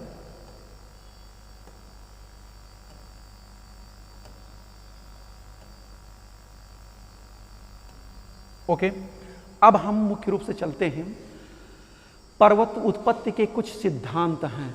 कुछ विद्वानों ने पर्वत निर्माण के सिद्धांत दिए हैं, उन सिद्धांतों को आप नोट कर लीजिए, परीक्षाओं में ये पूछा जा सकता है कि पर्वत की उत्पत्ति के कौन से सिद्धांत किसने दिए हैं। केवल इतना ही आपको जानने की ज़रूरत है, और उसके बाद में मैं आपको इन सिद्धांतों का विवेचन और इनका सिद्धांत में क्या क्या बताया गया है, इसको आप जब मेंस की ज्योग्राफी के क्लासेस चलेंगी तो उनमें मुख्य रूप से आपको बताया जाएगा।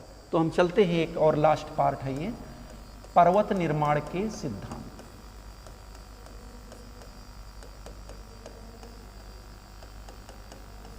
चलिए थोड़ा जल्दी जल्दी देख देते हैं। एक है जियोसिंक्लाइन थ्योरी, जिसको हम कहते हैं भूसन्नति सिद्धांत, बहुत ही फेमस है ये, इंग्लिश में भी आप लिख सकते हैं जियोसिंक्लाइन थ्योरी। इसको दिया था कोबर महोदय ने। इन्होंने ये बताया था कि धरातल पर जो गहरी छिछली बेसिन होती है उसको हम जियोसिंक्लाइन कहते हैं, एक नदी के रूप में आप जान सकते हैं। और इस जियोसिंक्लाइन में दोनों तरफ से नदियां निकलने वाली अपने पदार्थों का मलबा उस जियोसिंक्लाइन में जमा करती हैं, भूसन्नत में जमा करती हैं, और फिर पृथ्वी में मूवमेंट होता है दोनों तरफ से या एक तरफ से, और फिर जो है पर्वतों का उत्थान होता है।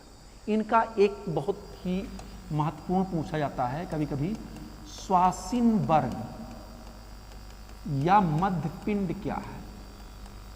परीक्षाओं में ये पूछा गया है कि स्वासिन वर्ग या मध्यपिंड क्या है। तो जब वलित पर्वत की घटनाएं घटित होती हैं तो उसमें वलन के कारण दोनों तरफ पर्वतों का निर्माण होता है, इधर से बल पड़ रहा है, इधर से फोल्ड पड़ रहा है, तो ये चट्टानें मुड़ जाती हैं, लेकिन बीच का जो भाग अप्रभावित रहता है उसी को हम स्वासिन वर्ग या मध्यपिंड कहते हैं। ये दोनों तरफ जो है पर्वतों का निर्माण होता है। जैसे तिब्बत का पठार, वो एक स्वासिन वर्ग या मध्यपिंड के रूप में है। दक्षिण में हिमालय की श्रृंखलाएं हैं, महान हिमालय, शिवालिक हिमालय और लघु हिमालय, और उत्तर में कुनलुन की श्रेणियां हैं, और उन दोनों के बीच में जो है तिब्बत का पठार एक स्वासिन वर्ग या मध्यपिंड के रूप में है। इसलिए मैंने इसको बता दिया क्योंकि ये परीक्षाओं में पूछा गया है कि मध्यपिंड क्या है या स्वासिन वर्ग क्या है। तो भूसन्नत सिद्धांत इसको कोबर महोदय ने दिया था। दूसरा सिद्धांत है तापीय संकुचन सिद्धांत।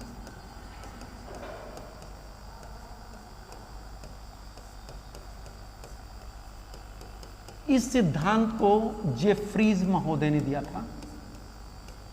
अब ये सिद्धांत को हम विस्तृत व्याख्या किसी दूसरे लेक्चर में मुख्य रूप से करेंगे। पर्वत निर्माण के जो ये मेंस में आपके सिलेबस में है, पर्वत निर्माण की अवस्थाएं या सिद्धांत। इसके बाद में एक है डेली का रेडियो सक्रिय सिद्धांत जॉली का, रेडियो सक्रिय सिद्धांत जॉली का। और फिर एक नंबर चौथा है खिसकते महाद्वीप का सिद्धांत।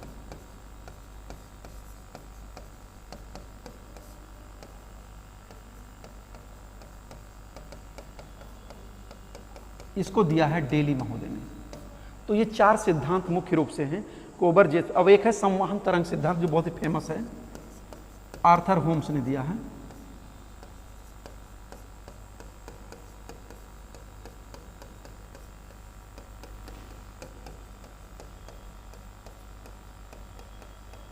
तो इनको आप नोट कर सकते हैं। भूसन्नत सिद्धांत कोबर, तापीय संकुचन सिद्धांत जेफ्रीज, रेडियो सक्रिय सिद्धांत जॉली, खिसकते महाद्वीप का सिद्धांत डेली और संवहन तरंग सिद्धांत आर्थर होम्स। इनको आपको जानने की जरूरत होगी, कभी कभी ये सही जोड़ा मिलाने के लिए दिया जाता है। अब इसमें एक चैप्टर और है कि पर्वत निर्माण की अवस्थाएं क्या हैं, तो मैं इसको संक्षेप में वैसे ही मौखिक रूप में बता दे रहा हूँ। सबसे पहले एक भूसन्नत की अवस्था होती है। जब पर्वतों का निर्माण होता है तो एक गहरी छिछली बेसिन होती है कोबर के अकॉर्डिंग। उस गहरी छिछली बेसिन में स्थलीय खंडों की नदियाँ आकर के गिरती हैं। जैसे मान लीजिए मेडिटेरियन सी है, भूमध्य सागर है। अब भूमध्य सागर में उत्तर से आने वाली नदियाँ, दक्षिण से आने वाली नदियाँ उस भूमध्य सागर में गिरेंगी, तो दोनों तरफ से लाने वाला मलबा भूमध्य सागर को पाट दिया जाएगा। फिर यूरोप से और अफ्रीका से बल काम करेंगे, फिर वो जो है मलबा फोल्ड के रूप में बदल जाएगा। तो पहले ये निर्माण की अवस्था होती है भूसन्नत की सिद्धांत की अवस्था। अब दूसरे स्टेप पर जब भूसन्नत भर जाती है, जो सिंक्लाइन भर जाती है, तो उस पर दोनों तरफ से दबाव पड़ता है, बल फोर्स काम करते हैं, हॉरिजॉन्टल मूवमेंट आमने सामने काम करते हैं और पर्वतों का निर्माण शुरू हो जाता है। यानी पर्वत जो सिंक्लाइन अवसादों से भरी हुई थी, सेडिमेंट से, वो ऊपर की तरफ उठने लगती है और धीरे धीरे पर्वत बनने लगते हैं और फिर इनका निर्माण कई भूगर्भिक युगों में या एक ही भूगर्भिक युगों में कई स्तरों पर होता है। और फिर इसके बाद में, जैसा कि डेविस महोदय ने कहा है कि कोई भी स्थल रूप अपनी संरचना, प्रक्रम और अवस्था का प्रतिफल होती है। A landscape is a function of structure, process and stage. इस चीज को उन्होंने बताया था कि हमारी संरचना और उस पर जो अपर्दन के प्रक्रम काम करते हैं और एक लंबा टाइम, उसी के अनुरूप जो है स्थल खंडों का विकास होता है। कोई भी स्थल खंड यदि पर्वत बन गया है तो इसका मतलब नहीं कि वो उसी रूप में बना रहेगा। उस पर जो पृथ्वी की बाह्य शक्तियां हैं, एक्सोजेनेटिक फोर्सेस हैं, वो अपना काम करना शुरू कर देते हैं और अपना काम करते करते करते करते उस पर्वत खंड को एक निचले स्तर पर, निचले आधार पर ला देते हैं, यानी मैदान के रूप में ला कर देते हैं। जैसे अरावली पर्वत हमने बताया, विंध्याचल, सतपुड़ा, आपलेशन, इन सब घर्षण के कारण, अपर्दन के कारण, आच्छादन की प्रक्रियाओं के कारण, अपर्दन और अक्षय के कारण इनका घर्षण हो चुका है। ये कट पीट करके दूसरे स्थानों पर इनका डिपोजिशन हो चुका है। अब इनका उत्थान होना बंद हो चुका है, क्योंकि पर्वत निर्माण की पहली अवस्था में उत्थान ज़्यादा होता है, अपवर्ड मूवमेंट ज़्यादा होता है, उत्थान की प्रक्रिया ज़्यादा होती है और अपर्दन कम होता है, इसलिए पर्वत जो है ऊपर की तरफ उठते जाते हैं। सेकेंड स्टेज में इरोजन और क्या कहते हैं, उत्थान, यानी एक्सोजेनेटिक, इंडोजेनेटिक फोर्सेस बराबर काम करते हैं। तो पर्वत जैसे हैं वैसे मेंटेन रहते हैं, कुछ थोड़ा थोड़ा ऊंचे होते हैं, यानी थोड़ा सा अपर्दन का प्रभाव कम होता है, लेकिन उत्थान का प्रभाव थोड़ा सा कम हो जाता है, अपर्दन ज़्यादा सक्रिय हो जाता है। और फिर लास्ट स्टेज में पर्वतों का उत्थान बंद हो जाता है, केवल अपर्दन की प्रक्रियाएं ही चलती रहती हैं और लास्ट में वो जो है कट पीट करके एक समतल मैदान में अपर्दन के प्रक्रम द्वारा प्रभावित होकर के बदल जाता है। तो इस प्रकार से पर्वतों का निर्माण की अवस्था होती है, विकास की अवस्था होती है और फिर उसके क्षरण की भी अवस्था होती है। आइए चलते हैं हम, वर्ल्ड या कॉन्टिनेंटल डिस्ट्रीब्यूशन कहाँ पर है। ये बहुत ही आसान है। आप किसी भी पुस्तक में किस महाद्वीप में कौन सा पर्वत पाया जा रहा है, इस लोकेशन को बहुत आसानी के साथ जान सकते हैं। आपके सिलेबस में यही था कि कॉन्टिनेंटल स्तर पर किस प्रकार से इनका डिस्ट्रीब्यूशन है, लेकिन कॉन्सेप्ट को समझ लेने के बाद में उसमें कुछ रह नहीं जाता है। चलिए उसको भी हम आपको बता दे रहे हैं।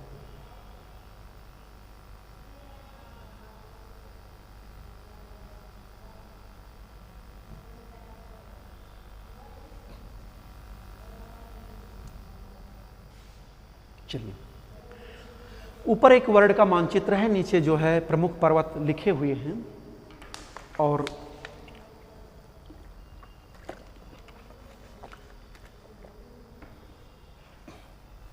इनका डिस्ट्रीब्यूशन है। तो एक एक मैं बता दे रहा हूं कि कहां कहां पर कौन कौन से पर्वत हैं।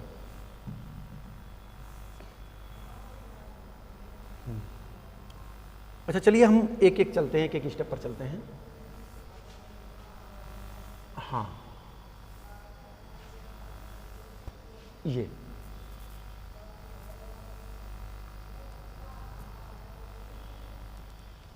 ओके, चलते हैं नंबर 1 पर। ये उत्तरी अमेरिका का है ब्रुक्स पर्वत।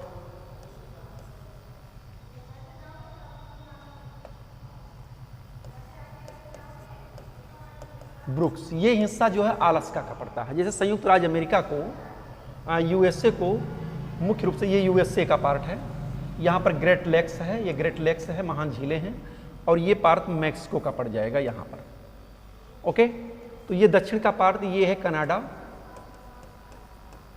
ये है यूएसए और ये है मैक्सिको। तो आप पहले देखिए, ये यूएसए में जो 50 स्टेट हैं वो मुख्य भूमि पर हैं और 2 स्टेट इधर की तरफ हैं, हवाई द्वीप और अलास्का। तो ये जो पहला है वो है ब्रुक्स पर्वत और ये दूसरा जो है ये अलास्का रेंज है। ओके, अलास्का की श्रेणी है, ये ब्रुक्स पर्वत है। तीसरा यहां पर पड़ता है मैकेंजी और चौथा पड़ता है चौथा में का विस्तार जो है काफ़ी दक्षिण तक है, इसको हम रॉकीज माउंटेन कहते हैं। ये जो माउंटेन फैला हुआ है इसको हम रॉकीज कहते हैं। ये हो गया।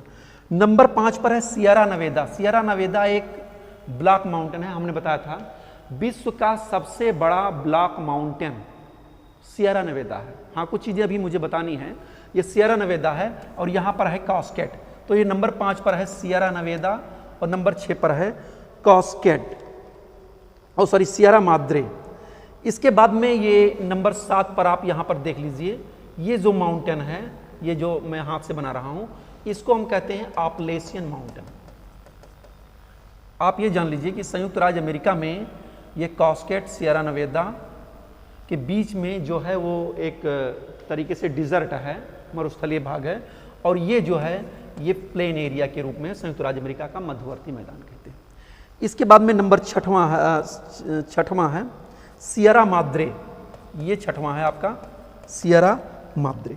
इसके बाद में ये जो है उत्तरी अमेरिका के प्रमुख पर्वतक्रम हैं, Brooks, Alaska, Mackenzie, Appalachian, Sierra Nevada, Sierra Madre, Sierra Nevada Cascade एक में जुड़े हुए हैं थोड़ा सा दूरी पर, और आपलेशियन। ये मुख्य जो है पर्वत उत्तरी अमेरिका के हैं। इसके बाद में 8वां नंबर पर यहाँ पर कैरेबियन सी में जो छोटे छोटे द्वीप हैं, इन पर भी ऊंची बिखरी पहाड़ियाँ हैं, लेकिन इनका कोई क्रम निर्धारित नहीं है। इनको हम कार्डिलेरा के नाम से जानते हैं। और दक्षिण में ये दक्षिणी अमेरिका का जो उत्तरी भाग है, इसको हम अगले से दिखा दे रहे हैं आपको।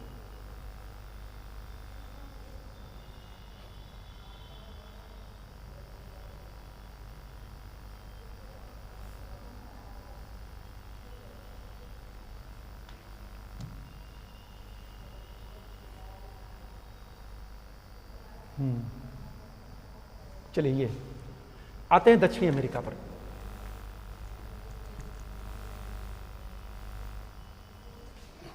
दक्षिणी अमेरिका पर अभी हमने बताया था कि 8 नंबर पर कार्डिलेरा, और नंबर 9 पर यहाँ पर है कार्डिलेरा डी मेरिडा, नंबर 10 पर कोटोपैक्सी, नंबर 11 पर चिम्बरेंजो, और 12 पर ये जो है पूरा, अच्छा ये कोटोपैक्सी, एक चीज़ और मैं आपको क्लियर कर दूं, ये कोटोपैक्सी, ये सब पूरा जो रेंज दिखाई दे रहा है यहाँ से लेकर के यहाँ तक, ये पूरा आपलेशियन श्रृंखला ही है। कोटोपैक्सी, चिम्बरेंजो, ये सब उस पर ऊंची उठी हुई पहाड़ी चोटियां ही हैं, ठीक है। और नंबर 13 पर यहाँ पर ब्राजीलियन माउंटेन है, ब्राज़ील उच्च भूमि के नाम से इसको हम जानते हैं। ब्राज़ील उच्च भूमि, इस पर कुछ ऊंची ऊंची चोटियां भी पाई जाती हैं। इसको ब्राज़ील का पठार भी इस क्षेत्र को कहा जाता है। ब्राज़ील का मैप अगर आप देखेंगे तो ये है ब्राज़ील का मैप, ओके। तो ये जो है एंडीज है, इस पर कोटोपैक्सी, चिम्बरेंजो, मोनोलोआ, ये सब जो है ज्वालामुखी पर्वत श्रृंखलाएं हैं, और ये जो है ब्राज़ील की उच्च भूमि है। अब इसके बाद में हम चलते हैं एशिया वाले पार्ट पर।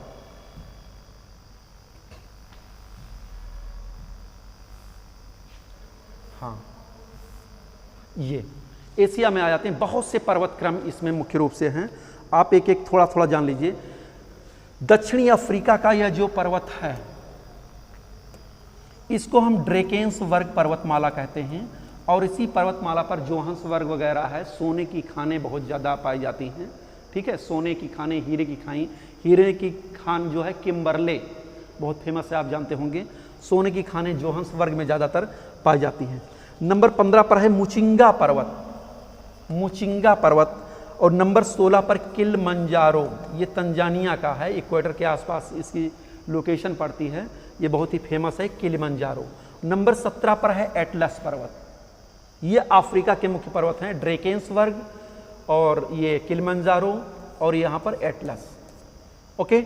इसके बाद में चलते हैं नंबर 18 पर कैंटाब्रियन, ये स्पेन के तटवर्ती क्षेत्र पर यहाँ पर पड़ता है, जिसको हम कैंटाब्रियन पर्वत कहते हैं।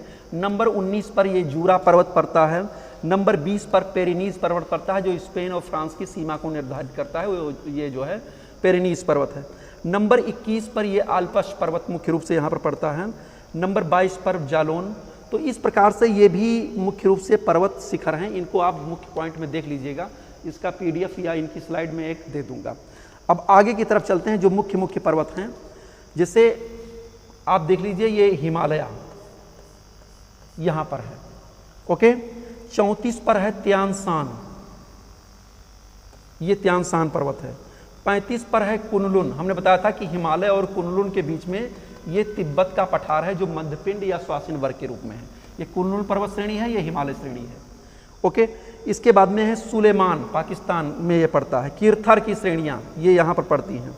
फिर 39 पर है अल्टाई, अल्टाई पर्वतक्रम, ये एशिया में पड़ता है। 40 पर है काराकोरम, यहाँ पर काराकोरम श्रेणी है, भारत में ही पड़ता है। 41 पर ये हिमालय रेंज जो है उत्तर से दक्षिण 2500 किलोमीटर की लंबाई में फोल्डेड माउंटेन के रूप में ये फैला हुआ है। फिर त्यान शान, चिन, ये सब प्रमुख पर्वत हैं। अब चलते हैं थोड़ा ऑस्ट्रेलिया में, इनको आप देख लीजिएगा क्योंकि यहाँ पर सब पर्वतों के नाम गिनाना, उनकी लोकेशन को इंगित करना संभव नहीं है। आपने कॉन्सेप्ट समझ लिया है, इनकी लोकेशन आप पुस्तकों में देख लीजिएगा। इसमें चलते हैं नंबर 46 पर है ब्रोकन हिल्स, मध्यवर्ती भाग में है ऑस्ट्रेलिया के, जिसको हम ब्रोकन हिल्स कहते हैं। 47 नंबर पर यहाँ पर ग्रेट डिवाइडर्स रेंज जो ऑस्ट्रेलिया का सर्वाधिक विस्तृत माउंटेन मुख्य रूप से है। माउंट तस्मान ये इसके दक्षिण में पड़ता है थोड़ा सा, और दक्षिण में ये न्यूजीलैंड के पास में माउंट आल्बस, इसको दक्षिणी आल्बस के नाम से जाना जाते हैं। और 52 यहाँ सनोई प्रांत में सनोई माउंटेन मुख्य रूप से मिलता है। तो ये था पर्वतों के मुख्य रूप से प्रकार। ओके, शायद में ये चीज़ आपको क्लियर हो, पर्वतों की लोकेशन क्या है ये आपको क्लियर हो गई। कभी कभी परीक्षाओं में पूछा जाता है कि कौन सा पर्वत किस महाद्वीप में है या किस प्रकार का है, वो ब्लॉक माउंटेन है या वॉल्केनो माउंटेन है या फोल्डेड माउंटेन है या घर्षित पर्वत है, तो इसके बारे में आप मुख्य रूप से जान गए होंगे। अब हाँ, कुछ चीज़ें और देखते हैं। अमेरिका का हो गया था, ये है लिस्ट विश्व के सबसे ऊंचे 8 पर्वत, इनकी लोकेशन आप मुख्य रूप से जान लीजिए। पहला है माउंट एवरेस्ट,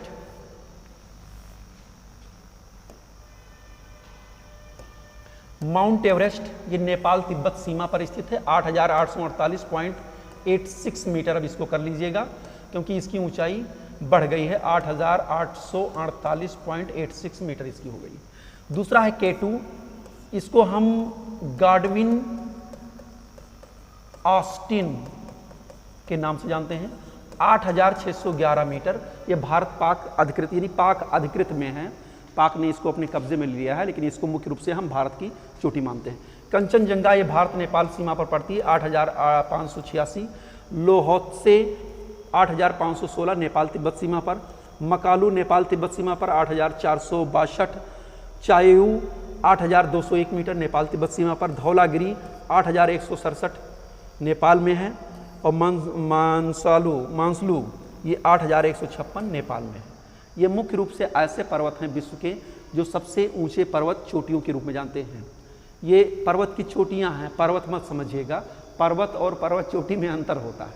पर्वत एक श्रृंखला के रूप में होता है जिसमें कई ऊंची उठी हुई चोटियां हो सकती हैं। तो ये ज़्यादातर जो है ये सब हिमालयन रेंज की ही श्रेणियां हैं। 40 चोटियां हिमालय पर्वत में ऐसी हैं जिनकी ऊंचाई 4000 मीटर से अधिक है। चलते हैं हम आगे की तरफ।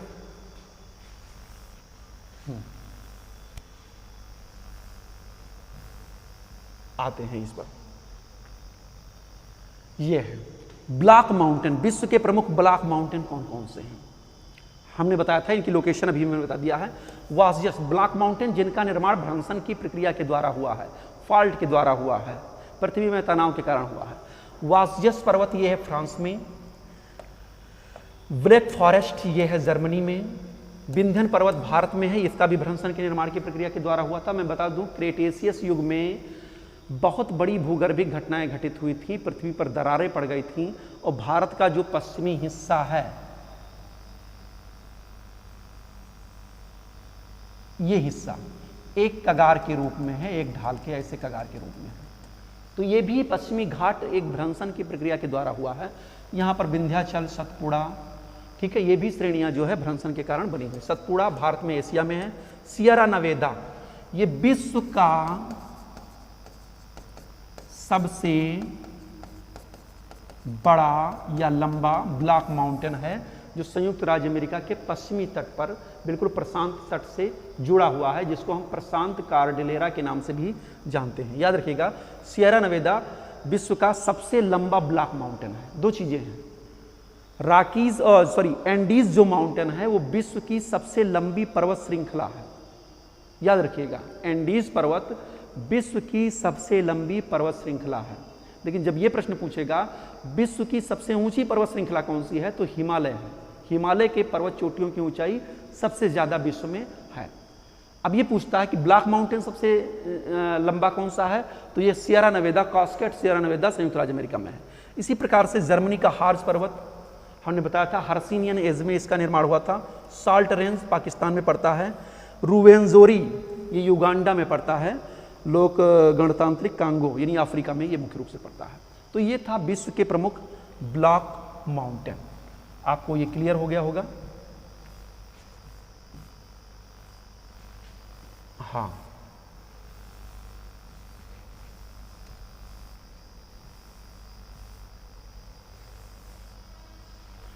इसको आप चाहें तो स्कैन कर सकते हैं। ओके, इस पार्ट को स्कैन कर सकते हैं और यही क्रम उन पर्वतों पर मुख्य रूप से हमने दर्शाए हैं जो आपको हमने दिखाए थे।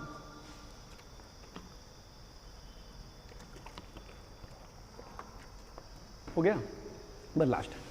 तो इस प्रकार से आपने देखा कि पर्वत क्या है, पर्वत के कौन कौन से रूप हैं, पर्वत का वर्गीकरण कैसे कैसे होता है, ब्लैक माउंटेन, फोल्डेड माउंटेन, निर्माणकारी घटना के आधार पर कैसे पर्वत होते हैं, ऊंचाई के आधार पर कैसे होते हैं, स्थान के आधार पर कैसे होते हैं, और पर्वत निर्माण के सिद्धांत कौन कौन से हैं, किन किन विद्वानों ने दिया है, और फिर पर्वत निर्माण की अवस्थाएं क्या हैं।